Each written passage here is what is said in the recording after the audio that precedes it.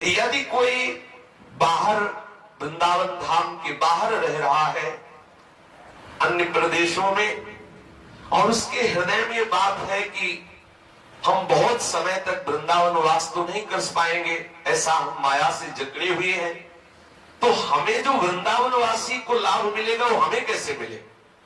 क्योंकि हमारा फिर तो जीवन व्यस्त हो जाएगा, हमें अखंड वृंदावन वास तो मिलने वाला नहीं, क्योंकि हम इतने मोह में फंसे हुए हैं, इतना हम संसार में सत्यत्व बुद्धि किए हुए हैं, घर परिवार में इतना महत्व बुद्धि किए हुए हैं कि हम वैराग्य करके वृंदावन धाम में अखंड वास करें, इतनी तो हमें सामर्थ्य दिख नहीं रही। तो हम क्या करें? बोले ददत किंचित वृंदावन तनुभृते, जो वृंदावन में शरीरधारी है, जो भी जीव है, यदि वृंदावन में उनकी थोड़ी सी भी सेवा आप करने को पा जाए, आहा, तो सर्व भगवत विभूतेर भागीसो भवति जगताम तद्भृति परहा।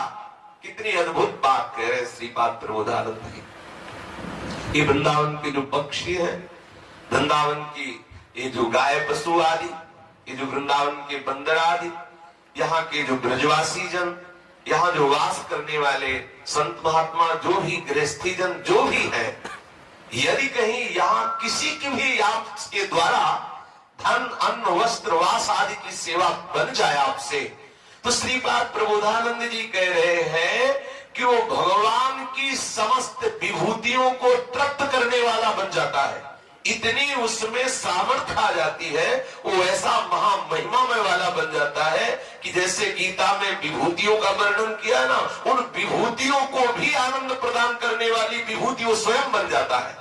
ऐसा वो महाविभूति स्वरूप हो जाता है जो वृंदावन वासियों की सेवा करता है।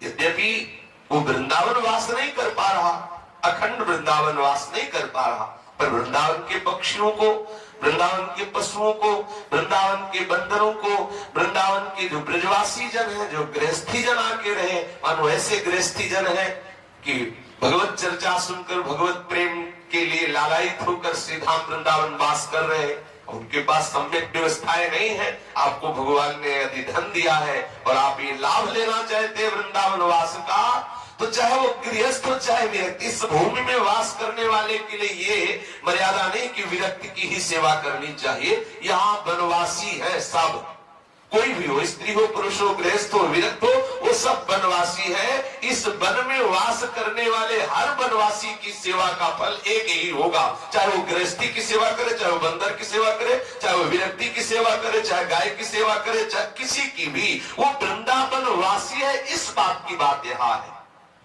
कोई भी हो, अगर उसको आवश्यकता है और आपको भगवान ने दिया है धन आदि, अन्न आदि, वस्त्र आदि, ऐसी सामर्थ्य दी है और आप परम लाभ प्राप्त करना चाहते हैं, तो मोह और लोभ का त्याग करके वृंदावन वासियों के वास की व्यवस्था, भोजन की व्यवस्था, वस्त्र की व्यवस्था, उनको प्यार दो, उनके प्रति अपनापन करो, उनकी सेवा करो, तो जितनी भी विभूतियां भगवान की है वो सब आपसे तृप्त हो जाएंगी और आप महाविभूति स्वरूप हो जाएंगे।